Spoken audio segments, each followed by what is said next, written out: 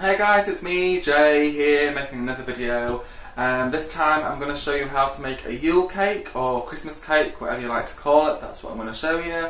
That should be interesting. I've never done a cooking video before, so hopefully I can get the camera at the right angle and stuff.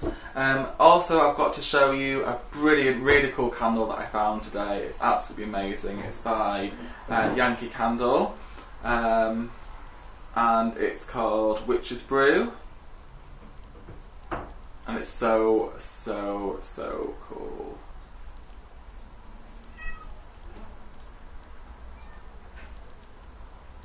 Isn't it amazing? And it smells amazing too. Yeah, it's from Yankee Candle, so it's going to be good. But it's brilliant. So yeah, that's my candle. So I will get on and make the cake. I've got a couple of shout outs to do during the video as well. So listen out for them, and thank you for watching. Enjoy! Hey guys, so it's me. First of all, we start off by making ourselves a nice cup of witchy brew coffee. So this is the Yule cake I'm going to be making, so I want to show you what we need to get. You need some grease-proof baking paper, unsalted butter, a jar of mincemeat. Now I get the mincemeat with the brandy and port already in the mincemeat. Some light muscovado sugar, a little bit of salt. You only need a pinch of salt. Some dried mixed fruit, but I actually do something with my mixed fruit that I'm going to show you. Some plain flour. I don't know if you can see all this. Hopefully you can. What else? Some mixed spice. I love the smell of mixed spice. You need some port. This is the port that I use. You only need a little bit to start off with. Okay, so you've got flour. Now you need a 20cm or 8-inch round or 18cm square tin or round tin, yeah. So if it's a round tin, it's 20cm, so it's just one of these, obviously. And I use a spring-loaded one so I can get the cake out easy. A nice big mixing bowl and a wire rack to cool your cake on. It takes ages to cool down a Yule cake. Ages, about as long as it takes to cook. So what you want to do is set your oven to 160 degrees in the UK. I'm not sure what temperature is in America, but someone might want to post that. And then we're going to get out the middle bit of your baking tin, and you're going to some baking paper, make some space. Okay, so on the baking paper you're going to put your tin on,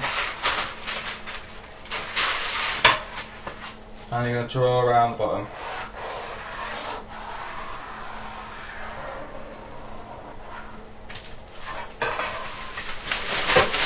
Okay, so then you've got your circle drawn around. Now you're going to cut that out. So I'm going to cut that out now. It'll be a second. Alright, so once you've cut your round bit out, that's obviously for that section of the baking tin. Next you want to cut a long piece of greaseproof paper. This will go around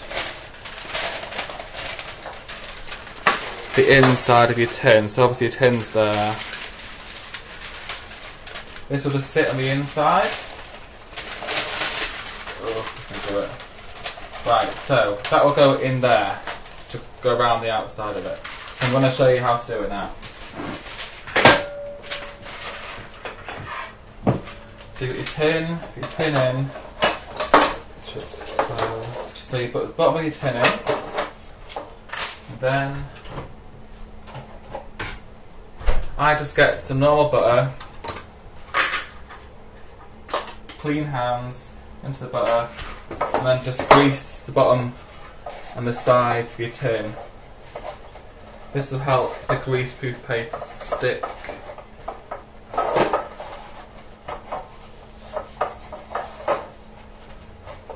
So yeah, hopefully you can hear what I'm saying on the video. And I'm not being too quiet. I've not done a cooking video before, so it should be interesting how this one comes out. Right, so now you've greased all around the bottom, all around the sides. You get your bottom piece and put that right in the bottom. Oh no. Did I get this right? No. Don't put your bottom bit in yet. Some scissors. This long piece around the bottom. Can you see me doing this? You want to cut little sections.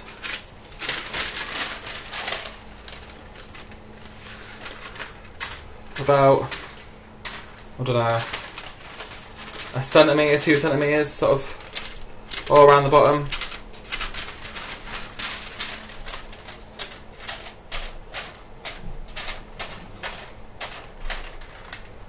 This is so it sits neatly on the bottom of the tin.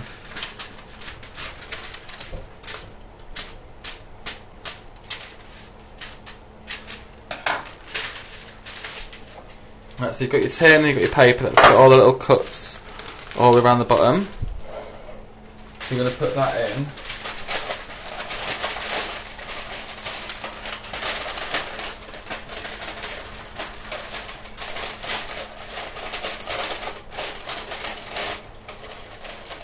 It can be a bit fiddly to start with.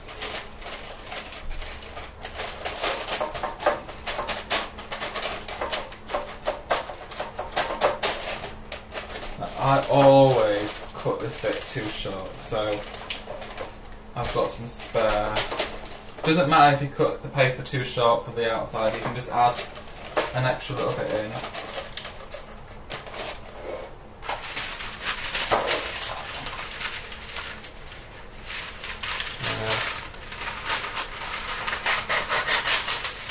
The same again, because I've got a bit of space, so I'm going to do the same.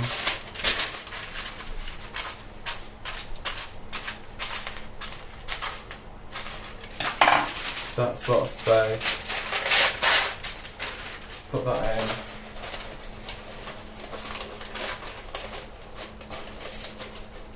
And then where it's flapping down, because I've had to add extra in, you can just get some butter, just sort of seal it into place, just that extra one bit.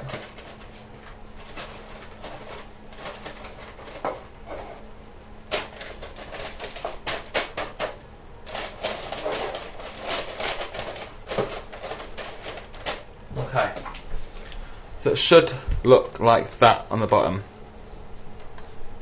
So then bits that you've cut, you sort of fold down, so it all goes around the bottom. And you can see this is the extra bit that I put in. So you can see the way I put the butter to sort of stick it together. And then with your round bit, that just sits in the bottom.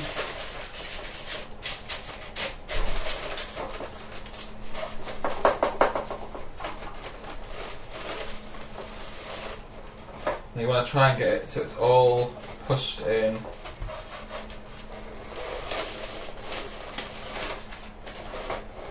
Right. So that's the tin now, all grease-proof papered, all ready to go. Oh dear. Wait a second. Okay, right. Have a slurp of my coffee. Yeah, so you guys just saw that candle that I got. I absolutely love it. Isn't that just absolutely amazing? It's so cool. Anyway. So what we're going to do, we need 3 eggs.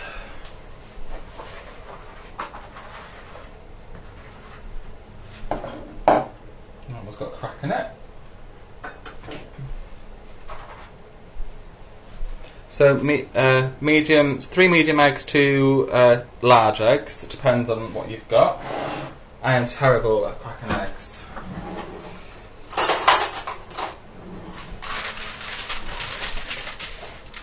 Right. Okay, here's my egg cracking technique.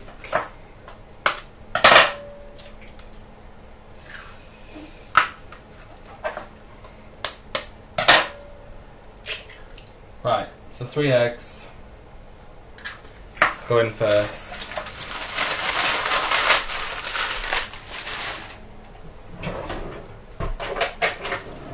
I'll give them a good whisk.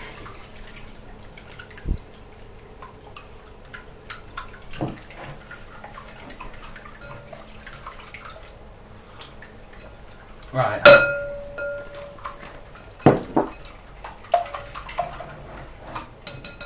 Get that all nicely mixed together. This is where you add all your dry ingredients now. So you need 300 grams of plain flour.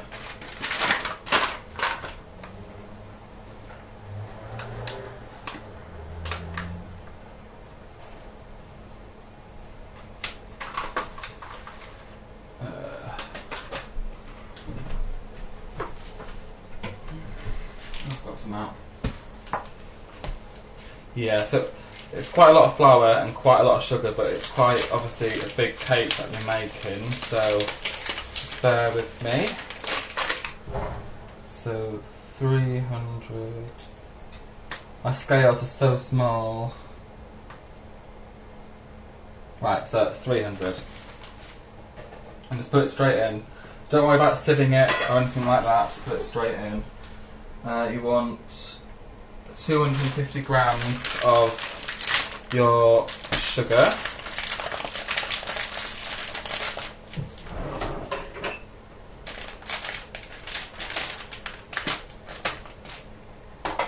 Right, so that's 250 of this.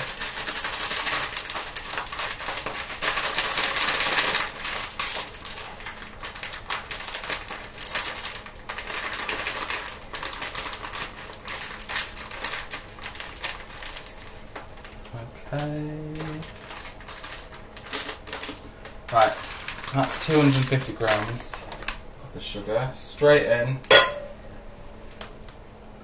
You want your teaspoon of your mixed spice.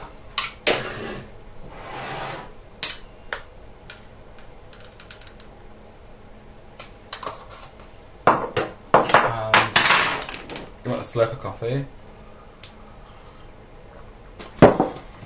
You want a pinch of salt. Right, and then you want your jar of gorgeous mincemeat.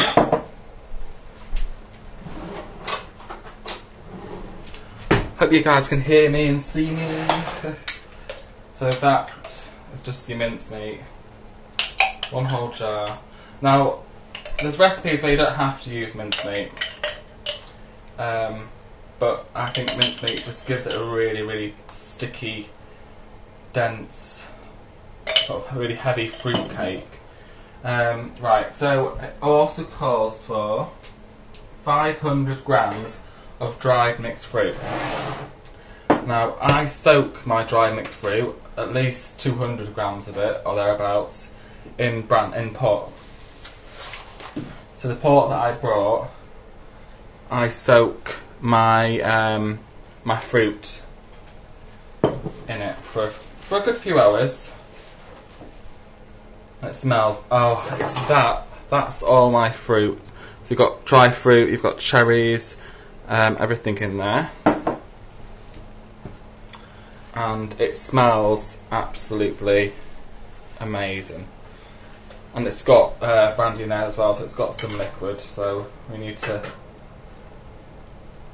careful not to add too much liquid to the mixture. So if I get rid of some of that. Now you can just reuse this pot if you're making more than one cake, so you can just soak some more fruit again.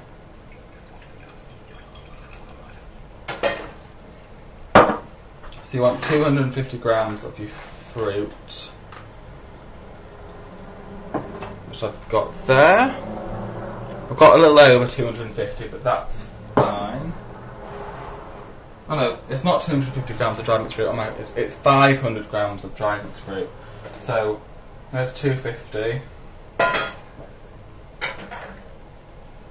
There's another 100. Right, so that's all my brandy soap stuff, and then I'm just going to top up with just out of the bag stuff. So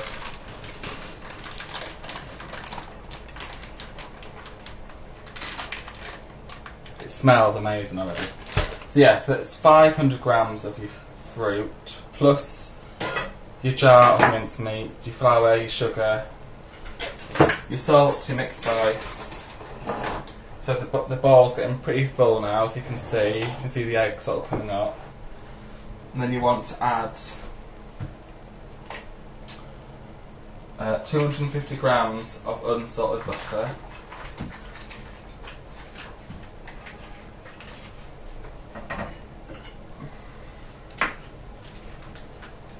It needs to be really, really soft. I think this is 250 grams altogether anyway.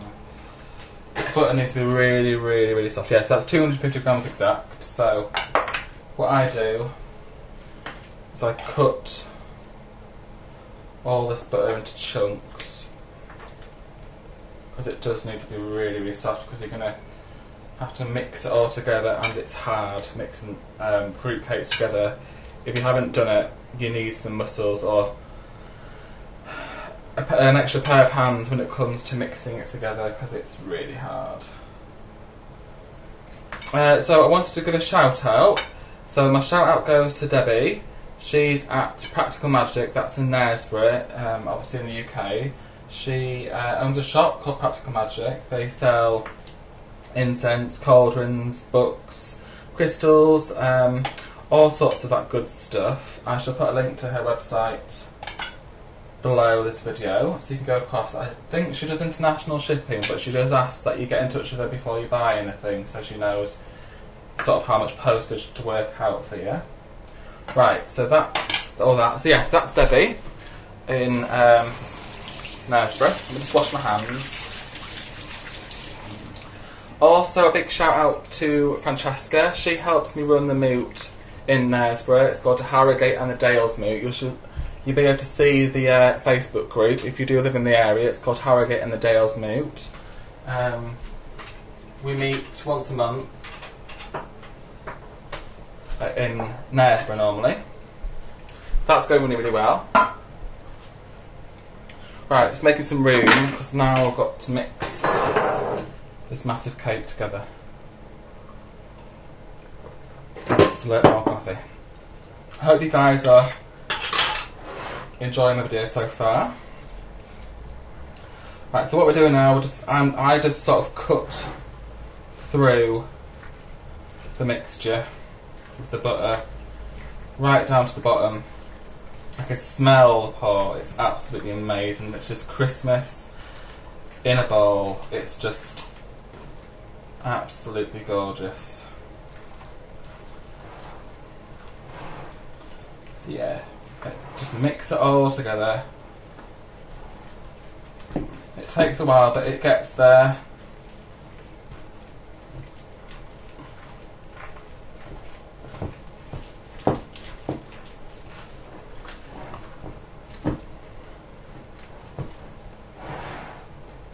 So you guys can see, yeah, it's starting to all mix nicely in. Oh, and my arm is killing me already.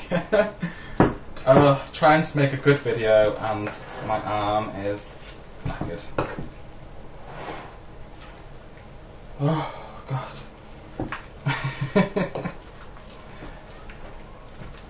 I was trying to do it quick so the video wasn't too long.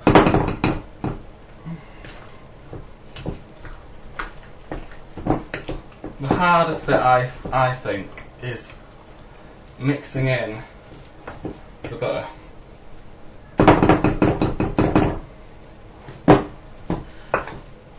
That's where it gets difficult, because you see your butter sort of through it.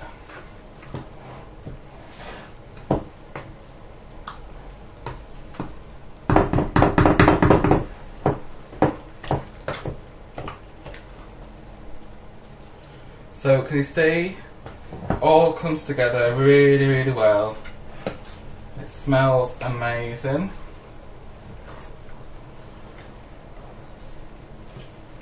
It really, really helps to soak your fruit sort of for a good sort of 4 hours, at least half in that fruit. So it's 250 grams of your dry fruit soaked in port or brandy to put into your cake, because it will really, really help with the taste, and it makes your house smell wonderful. People who are on my Facebook, the other day when I made a cake, this exact same cake, I was saying on my status about how my house smelled so nice, and that was just because of the aroma from the cake cooking in the oven. Because this cake, once you get it all into the tin and stuff, it takes about 3 to 3.5 hours to cook. It takes a long time in the oven. So don't worry, if you've missed anything I've said, or I've missed something out, I will recap on everything once I've got it in the oven, and then you can sort of write it down. Now if you wanted, you could add some sort of some more spices, or you could add some almonds, some nuts if you're not allergic to nuts. You could add some things that are going to be alright in the cake, because obviously this cake is going to sit for about 3 months. I leave it, so once it's all cooked and stuff and cooled right down, you prick the bottom of it and you add a little drops of port to it all over the bottom, and then you seal it up in some greaseproof paper and tin foil. Oh, my arm is killing. So yeah, so you seal your cake up in greaseproof paper and tin foil and leave it for about a week, and then go back to it, open it all up again, and then add some more port on the bottom. So what you're doing is you keep adding port every 2 weeks. Make sure the cake's all sealed up, all nice and tight, in a dark, cool place. I think that's done. That's what we're looking for then. So all the butter's all mixed in, all the fruits mixed together. It smells amazing. Okay, so I'll be right back 1 second. Okay, so I've given it a really good stir, and another slurp of coffee. Now, it really needs a really, really good stir to make sure it's all together before you put it in your tin.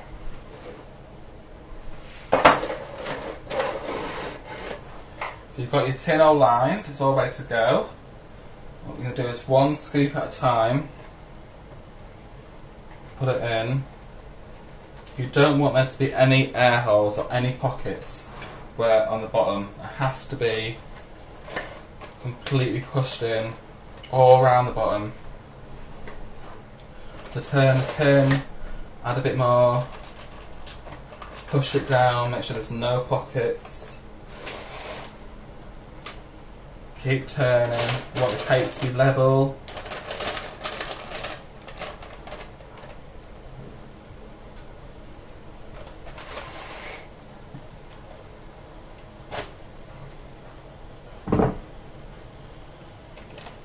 So push in nice and gently, just push it in.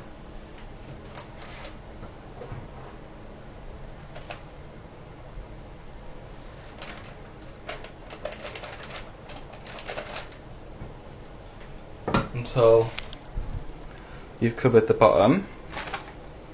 Okay, and now you're going to add the rest. You want a nice smooth top.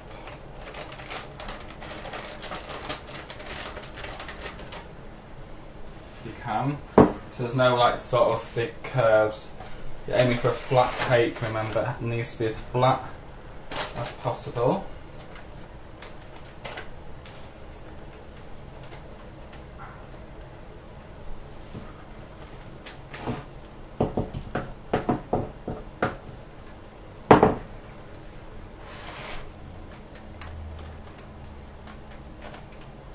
Okay, so this will go into the middle of the oven. It must go into the middle of the oven, the middle shelf, and it will cook for about 3 to 3.5 hours. Check on it about every hour for 2 hours, and then check on it all the time after that second hour, because you don't want the top to start burning. You don't want it to get too brown too quickly. If it does start to get sort of very dark brown and you think it's not been in long enough, turn your oven down. This is what I do anyway. I turn my oven down, I put tin foil over the top of it, and I may even move it down another shelf for a little bit, about 20 minutes, for the oven to cool down, and then I move it back up again to the middle shelf and let it carry on cooking. And I find that works really, really well for me.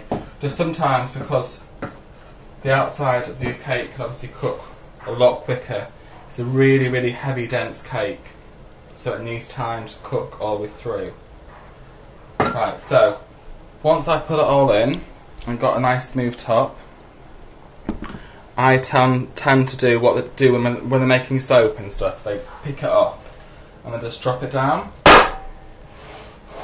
That helps all the cake. If there is any air pockets anywhere in the cake, this will help make sure it's all pushed down and that there's no air pockets in. Now you want to get rid of all this here, just cut it all off.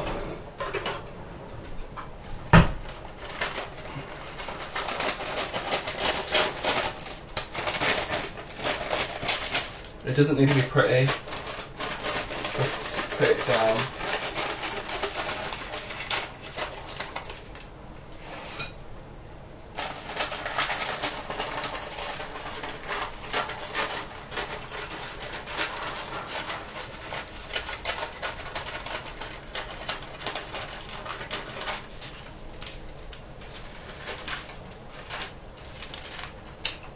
So there you have it. So what went into this was 3 eggs beaten first, then 300 grams of plain flour, 250 grams of butter softened, 250 grams of light muscovado sugar, 1 tablespoon or teaspoon of ground mixed spice, a pinch of salt, 410 gram jar of mincemeat, 500 grams of dried mixed fruit, or 250 grams of fruit soaked in port or brandy, and 250 grams of dried fruit. And that's it. And then obviously a tin. So mix it all together, really, really good mix. Make sure all the butter's mixed through it. Make sure it's all really, really mixed well together. And then there you go. Cook it for 3 hours, and you have yourself a Christmas cake. So I'm going to bob this into the oven now, and then I will get one out that I've made earlier. So see in here, it's in the middle of my oven.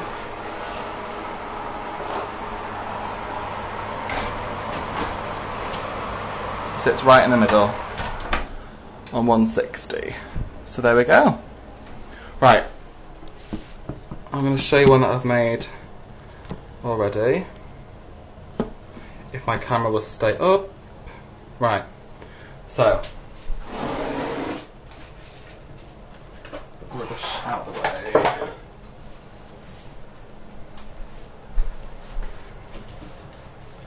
So I hope you guys enjoyed watching it. It's been a long video, but there's a lot of stuff that goes into this sort of cake. So one I've made already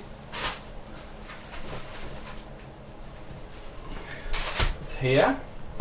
So this one's due to have some more pork put into it. So obviously I've sealed it all up in tin foil.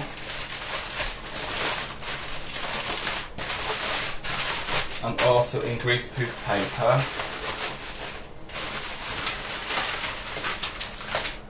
And just the smell of it's already amazing. Right, so I'm going to be very carefully unseal it all.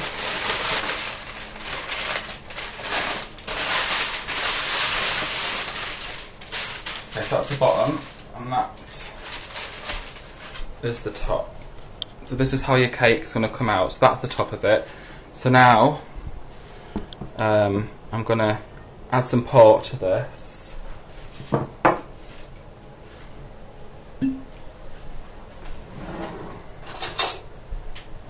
So you just want to very carefully drizzle the pork all over it. And you don't want to pour loads and loads on it, because you want to give it time for the cake and for the fruit inside to absorb the pork.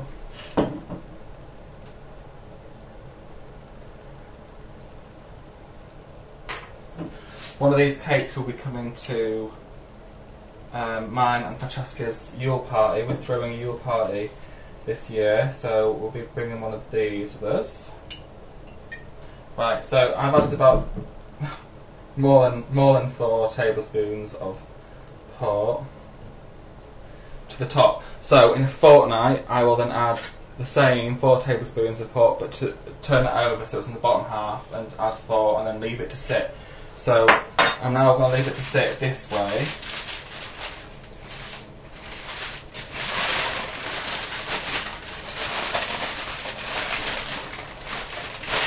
And again, just seed it all up best you can.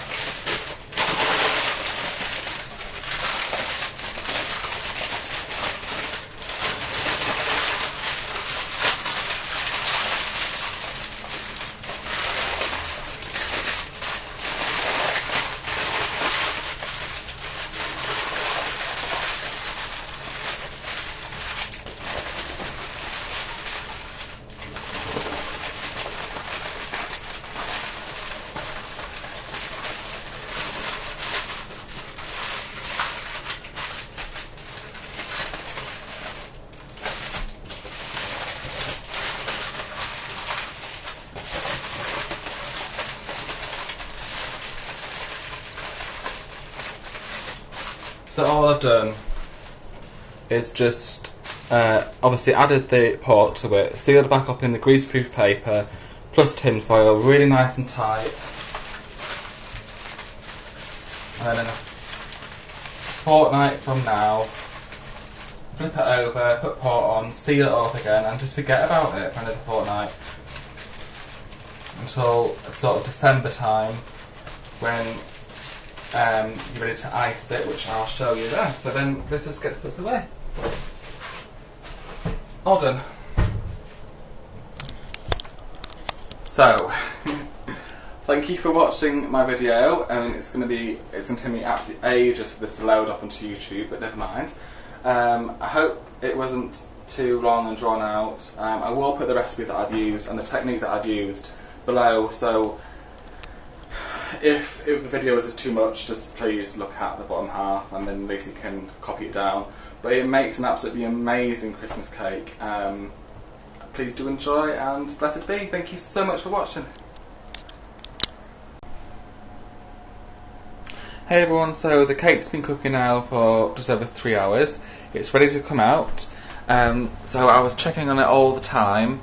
After about the sort of hour and a half, 2 hour stage, always checking on it, making sure it wasn't getting sort of burnt or anything. And I thought maybe it was getting a bit too brown on top, so I decided to put some tin foil on top, which sort of helps it from getting burnt or getting too brown on top. So anyway, it needs to come out now. So I'm leaving my oven on because I'm baking some buns after this. But anyway, so let's take it out.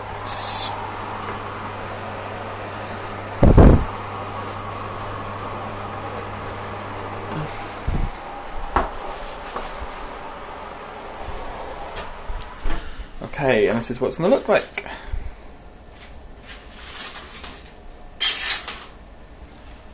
All cake, all brown and very, very, very firm. It's brilliant, lovely, and it smells amazing. So now what happens is we leave this to cool in the tin for about 15 to 20 minutes, and then we very, very carefully take it out and we just pop it on our cooling rack and then leave it. It has to be really, really cool, very, very cold, and then obviously we wrap it up in the, we remove all this stuff, take it all off, make sure it goes all completely cold, and then seal it up. So you want new baking paper, completely wrap it in that, and then seal it really, really tight with tin foil. Put it away for about 4 days. Bring it back out, and then you want to stab it all over, but very, very gently, so you can't sort of obviously damage the cake. You just want to gently stab it all over, and then pour little tablespoons of port or brandy, whatever you want, over it. Don't soak it, you just want little bits of it, like I did in the video before where you saw the cake, when I was pouring port on it. So you want to cover that, and then again seal it up really tight, leave it for about a fortnight, make sure it's completely sealed, in a space that's away from light and nice and cool space. I mean, you could even put it in an airtight container if you want and put it away. Just forget about it for a fortnight, put it on your calendar to go back to it, and again turn it the other way around and do pour some port on it, again seal it back up again for another fortnight, and just keep going with that until you think it's had enough and it's time to marzipan and ice the cake. Anyway, thank you very much for watching. I hope you enjoyed the video. Any questions, please leave comments below or find me on Facebook or something. I'm more than happy to help out. I know the video's been a bit long-winded, but I hope you understood it all, and this obviously is what you're going to get at the end of it. It smells amazing, it's going to taste amazing. You know, you can make a few of them, give them to your friends and stuff. So yeah, one of these will be coming to the Yule party that me and Francesca are holding for our moot. So if you're coming to that and you're watching this video, you'll be seeing one of these there. Anyway, thank you so much for watching, and blessed be.